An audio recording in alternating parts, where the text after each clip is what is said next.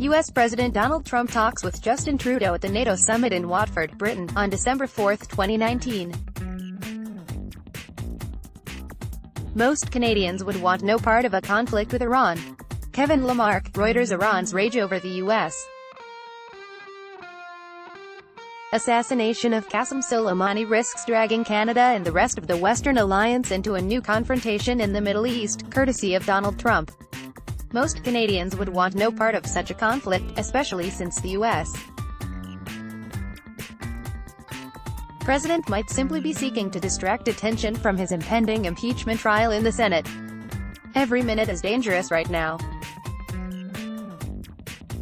How willing is Justin Trudeau to distance himself from this rogue president's rash acts against Iran? What price might Canada pay as a result? The Prime Minister's second term could be shaped by how he handles this crisis. Story continues below. Advertisement. A statement from Foreign Affairs Minister François-Philippe Champagne on Friday offered no support for Mr. Trump's action, beyond noting that Canada has long been concerned about Gen. Soleimani, whose aggressive actions have had a destabilizing effect in the region and beyond. Mr. Champagne's statement echoed those of European leaders, who joined Canada in calling for restraint and de-escalation on both sides. That won't happen. Iran will strike back, perhaps in Iraq, where hundreds of Canadians are stationed as part of Canada's NATO commitment to training Iraqi forces in the fight against the Islamic State. There is also the risk that Iran will attack U.S. allies, such as Canadian and European nationals within or outside the region. Retired U.S. Army General David Petraeus, former commander of U.S.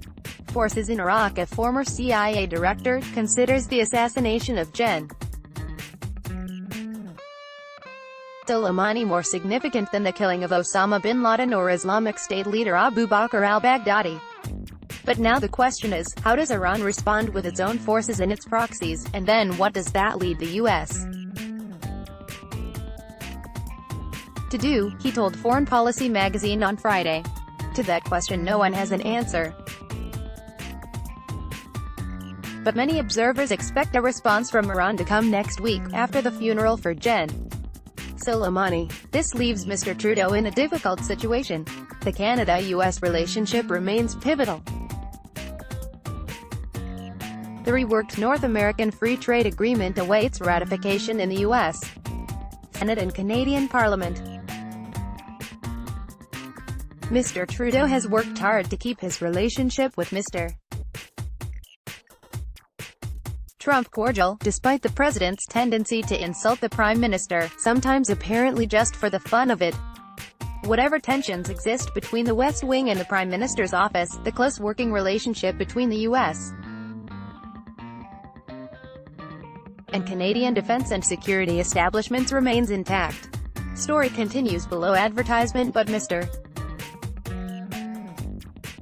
Trump's high-stakes gamble, that killing one of the most senior figures in the Iranian regime will deter rather than provoke further acts of aggression from Iran, could lead to some kind of asymmetrical war, with the U.S. military attacking Iranian targets, and Iran responding through militias and proxies in Iraq and possibly in North America and Europe. What would Mr. Trump expect from Canada in such a conflict? This country's best hope lies in working with European and Asian allies, including Japan, to forge a coherent response that provokes neither the Americans nor the Iranians. But that may prove impossible. To make things even more complicated, we will all need to figure out how much U.S. actions against Iran are based on calculated national interest, and how much they are the whim of an erratic and uninformed president who is trying to change the impeachment channel. And internally, the Trudeau government will need to sort out the responsibilities of Mr. Champagne, who is Foreign Affairs Minister, and Deputy Prime Minister Chrystia Freeland, who continues to be responsible for Canada-US relations. The year 2020 will be momentous. Although Republican senators will almost certainly acquit the president, the impeachment trial could be a riotous. The Democratic Party, which is split between centrist and progressive wings, will struggle to choose a nominee to take on Mr. Trump in the election. With the United States more polarized than at any time since the Vietnam War, and with this president willing to go to any length to defeat his opponents, that election could be the ugliest in decades. And now, a fresh quagmire looms in the Middle East, the United States against Iran.